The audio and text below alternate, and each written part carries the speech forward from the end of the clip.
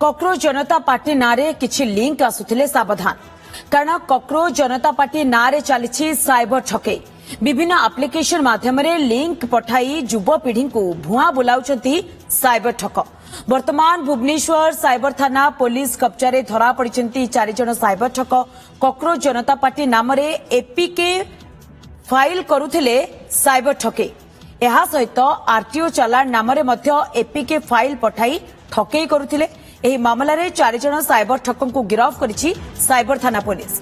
गिरफ्त 4 अभियुक्त झारखंड जमतारा अंचलर बोली जणा पड़िछि। 7 कोटी अधिक टंका ठकेई करथिले एही gang.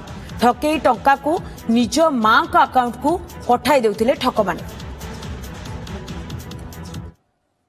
Cyber police station Bhubaneswar गोटे टीम इंस्पेक्टर ओम प्रकाश महांती और एसआई शुभश्री नायक से माने बेंगल वेस्ट बेंगल और झारखंड को रेड रे जाइकी 4 जन अक्यूज को धरिसंती। 3टा केस रे धरा को डिफरेंट क्राइम अछि। गोटे हमरो इन्वेस्टमेंट फ्रॉड अछि 26 लाख रो आउ गोटे 169/24 आउ दुटा केस गोटे केस अछि 171/2025 जोतरे 7 लाख रो आरटीओ चालान फ्रॉड हेतिला।